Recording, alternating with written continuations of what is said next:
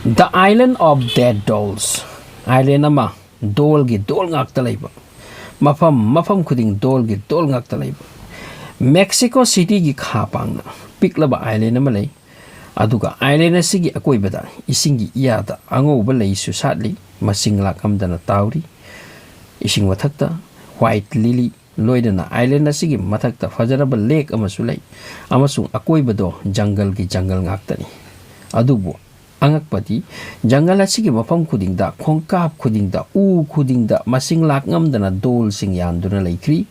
Island asigi wari tabada fantasy world fairy world hekman ba adubu reality didate. Island aduda laiba dol kaya gi saktam ubada akiba pokhanba dol kaya tang su lay hairi.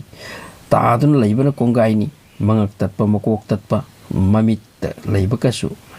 Uki bada dol gi dol ngaktani mathanta ka salubi abanate yamna kiba pok nei hairi mayam chatlagana kiba khara phabadi hauna sani maramuduna mayam chatnai mafam ase akiba mafam ni achikpa mafam ni mathanta chatpa yamba mafam dinati wahang di matau karamna aduk yamba dol mafam da lakhibanu background wari karino asini Mexican language da mafam asigi ming Isla de las Muñecas kawi Masigi artha English tana The Island of Dead Dolls 1950 adwai yau pawda island asigi ming kanana su khanglamdi just island amani mi amata leiram ponate tin kang uche kwaya kaya ki leifam ni masigi tungda Don Julian Santana Barrera kawbanu pamana magi life ase warak padagi stress oimalak padagi mirakta matu machaga konana mayam ga punna leiba Khirak padagi matanta island asida hingle fare sire fare khanna chatkibani Don Julian chatkre matanta mafamda laikre samudra mayaida kanagi khonjel tadana matanta hingirami asumna leiringai tanjada nong mana ising iyada chatpa tanjada akiba thaudo ama thengnaki madudi nupi macha amagi asiba hakchang White lily leigi mari mara marakte yesenuna tauduna leiramle Don Julian na angang adu uraga nungairakti tanja sida dola masu angang dugi nakta tawsilaki Don Julian na khali dola si angang asigi oiramgadra mana nungaitana dola adu laukhatle aduga u pambi amadi yansille masidigi game horakpani akibagi game ngasai gi mana yansin ke badol asidagi khonje lakpa hoki sauning na nungaitana nganglakpa taba phangi aibu asumna hatpiba sihanba aibu kanbidaba aigi doll piu I want my doll masita natana nupi macha amana chatpa kappa asine jingba magi nakongda taba haurakhi amoromdana island da kanasu leitaba mathanta madi kire thukle Don Juliana doll amasaraga hek yansin bada phakirami karigadi I want my doll haibasidagi Yansin bada phaki ngasai kappa laurakpagado asumna Julian na angang adugi spirit adubu pen na batol sing mathang yan khibani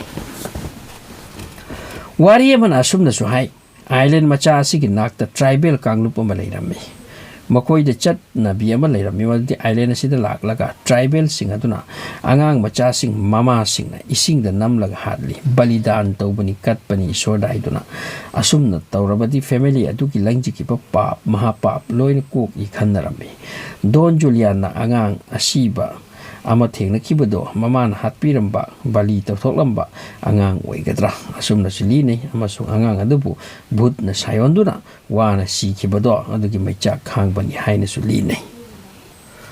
asumna 1950 gi matungda island asida oiba wari ase tapna miyamna su khangnarakhi tanarakhi madudi island asida dol ama lay matang da wangangi kapi dol piu hairaki amasung dol ama yansin piraga hekta phaki asumna tungdadi island asida mi lakpa hoki amasung mi lakpa khuding na dol punaraki amasung u khuding de yalamki angang dugi atmana shanti oinabani khanna asumna dol ngak to ikibani yaman kibana ngasi chahi yankhai humphudagi yansilakpo dol mayamni kayam yamlamagani khanbane yai mafam ase dol ngak to ikibana haunted oiba malale Don Julian su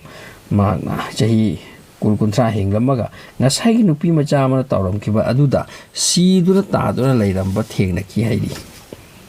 maram asina mafam ase akiba mafam mo hele aduga angang duna takiba mafam da Don Julian su taduna siduna leiramba mafam asina akiba pot amadi leire maramdi angang aduna takiba mafam aduda Don Julian su taduna siki magi thawai maki masina di pot amadi island asida angakpa ma leire adubu ngasisu mafam asida miyam chatnai the island of the Dolls haibisig batang da mobisu semkrabani masisu yengba yai akibagi mafam ni tourist ni haibabu mafam asi yamna kiba adugumba tourist spot da haitare. So thanks for watching.